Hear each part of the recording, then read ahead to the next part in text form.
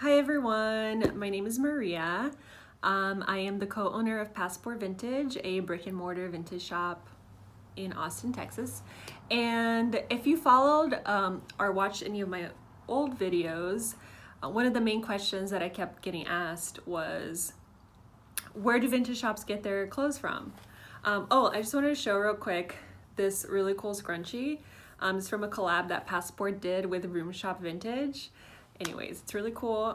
We only have a few limited ones, but anyways, so I'm gonna tell you, it's very simple. So a vintage shop is really, once it gets to like the volume of like a regular retail business, the products are treated and the owners treat it like a regular retail store.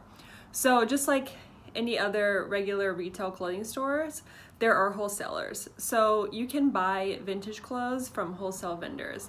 And how you do that is you just Google your city and you Google vintage wholesale.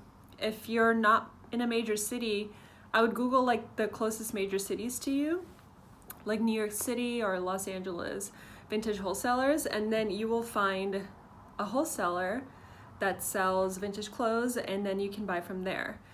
Usually they have like high minimums, so your order needs to be of a minimum quantity or of a minimum number, like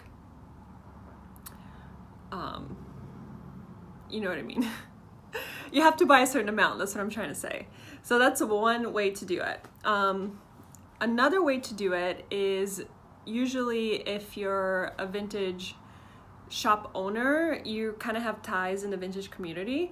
And what a lot of vintage shops do is you just have quote unquote pickers or like sellers that you buy from. So people who have small Depop shops, small Etsy shops, or they just sell online, sometimes they are the like hookups for people who have brick and mortar shops, and you can buy from them. So another way is to buy from like pickers or vintage experts that you just know, and there's no way for you to really know them unless you're within that community.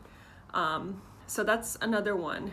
A third way that a lot of vintage shops, definitely in Austin, do is you buy from the public. And Buffalo Exchange and I think Crossroads, I'm not sure if Crossroads does vintage, but Buffalo Exchange buys vintage from people too, so you can buy from the public.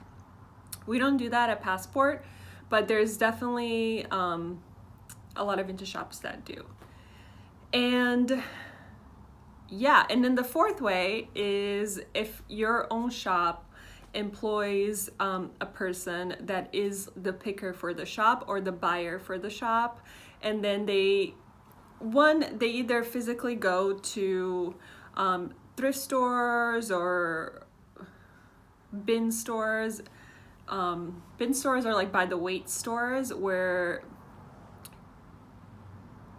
you see what I'm trying to say? By the weight stores where you have to like really pick to find stuff. They just like have connections or know where to look for things, and you just do that. But it's kind of like there's no easy answer. I mean, these answers are pretty easy. Owning a business is not that easy, but you really have to figure out your own way and do it that way.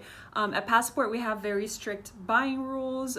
We focus on vintage jeans, so we really inspect the jeans and we make sure that the jeans that we are selling are vintage.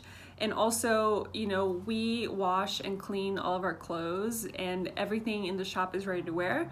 So it really depends on your standards for your shop and how you run the inventory and how you track the inventory.